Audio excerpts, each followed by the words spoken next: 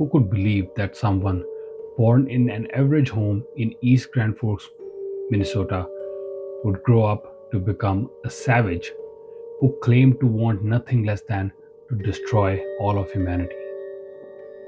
This story is of Carl Panzram, a man whose life was drenched in brutality, pain, and unrelenting rage.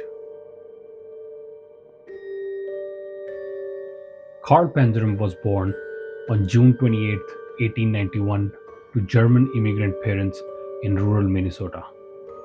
He was one of several children.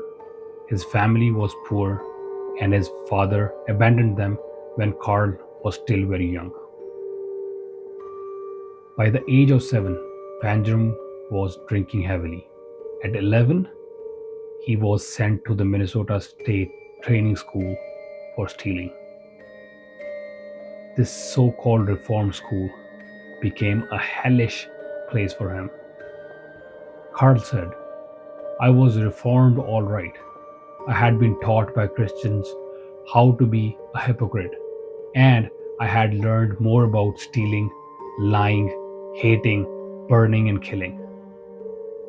Panzram claimed that the abuse he suffered at the hands of the guards, beatings, molestation, and psychological torture instilled in him a hatred that would fuel his violent future.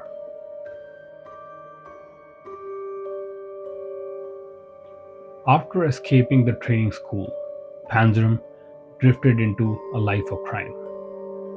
He joined the army by lying about his age, but was soon jailed for theft. His time in the army prison not only hardened him, but also made him more savage. In the following years, he would be arrested repeatedly for burglary, arson, and theft. Panzram traveled the country and even the world. He would often break into homes, steal, and set fire to the places. Eventually, the thefts escalated. He raped men and boys, and by his own confession, murdered more than 20 people. He said, I have no conscience, so that does not worry me.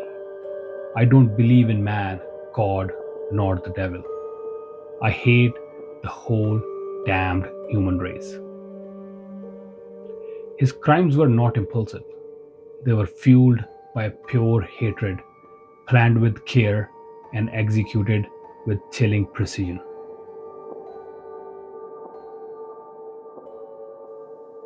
Panzram wandered freely across the United States and abroad, from New York to Africa, often working odd jobs or stowing away on ships. He used multiple aliases, and with no centralized crime databases, he remained undetected for years. His undoing began in 1928 when he was caught burglarizing a home in Washington, D.C. While in jail, he attacked and killed a prison employee. This led to his confession. In prison, he wrote a detailed autobiography at the request of a fellow inmate, Henry Lesser, a young guard who was both horrified and fascinated by Panzram. He said, I killed them because they were weak and I wanted to. I derived pleasure from their pain.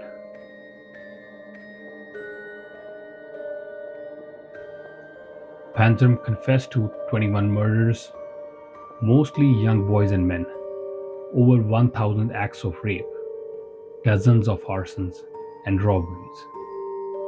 Some of these claims could not be verified.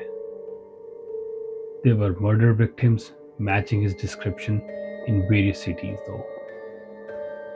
However, many other claims could not be conclusively proven due to lack of evidence or records. His cellmate and biographer Henry Lesser later said, he never showed regret, but his consistency, the specificity of details, and the timelines made it hard to believe he was lying. Still, some criminal psychologists suggest Panzram exaggerated his confessions to craft a legacy of ultimate evil.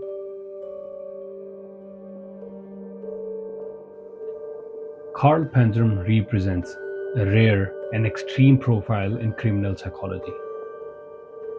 He was likely a classic example of antisocial personality disorder and psychopathy.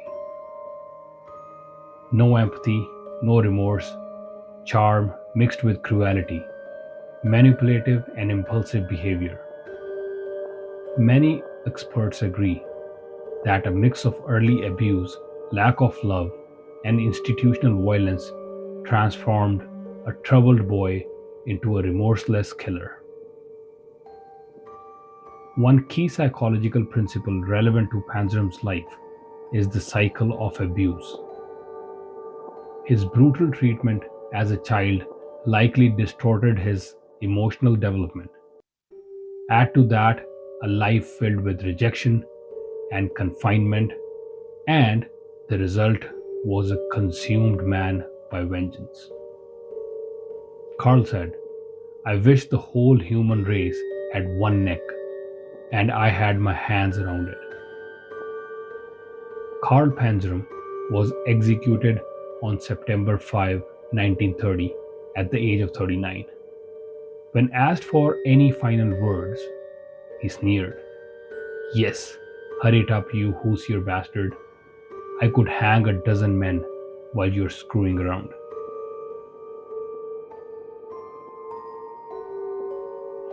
Carl's life forces us to consider how much society, upbringing, and unchecked trauma can shape a human being.